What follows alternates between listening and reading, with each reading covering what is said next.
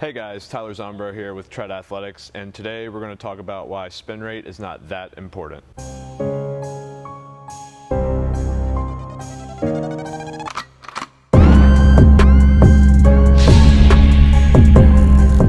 So first we want to talk about taking a snapshot of spin early in ball flight versus reading full movement throughout the entirety of the flight, 60 feet and 6 inches, particularly Rapsodo versus Trackman. So one of the distinctions that we need to realize is that Rapsodo reads how the ball is spinning, whereas Trackman measures how the ball is moving. As a pitcher, of course, we only care about spin in terms of how it impacts movement. Ultimately, we want to make sure we're analyzing those numbers, not necessarily spin by itself. To give you some insight to how Rapsodo measures, basically it's reading the spin of the ball, the axis, the efficiency, the RPMs, and the velocity, and it's assuming no seam interference and simply then projecting what the movement of the ball would be based on their algorithm, which is pretty good. On the inverse side, Trackman is going to measure 60 feet 6 inches how the ball moves in the entirety of the flight to get exact movement numbers and then reverse engineer to say how the ball was spinning to cause that movement. When looking at RPMs, we want to understand how they impact movement. In 2019, the last full season, the average four-seam fastball was 93.1 miles per hour and averaged 2,264 RPMs. Colin Poche was 255th overall in terms of average spin rate. He averaged 92.9 miles per hour, which is slightly below league average,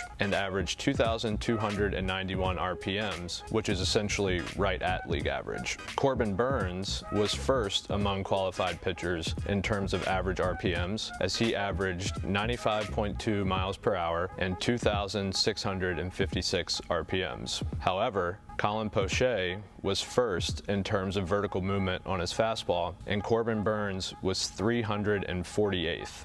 This led to a performance difference between the two, where Colin Poche had a 361 slugging percentage against on his fastball and a 34.4% whiff rate. Corbin Burns had a 823 slugging percentage against and only a 20% whiff rate, despite having higher velocity and a substantially higher average RPM on his four-seam fastball. Thankfully, Corbin Burns made a huge adjustment in terms of altering his pitch usage, where he dropped his four-seam from being used 52.5% of the time to a minuscule 2.5%. Furthermore, he increased his sinker usage, where his slugging percentage went down from 823 to 406, and really increased usage of his cutter, where now the slugging percentage against that is 203. So ultimately, his arsenal was better adjusted to have a sinker-cutter combination despite having the highest average RPMs on his four-seam fastball, which is really good analysis on his part. In summary,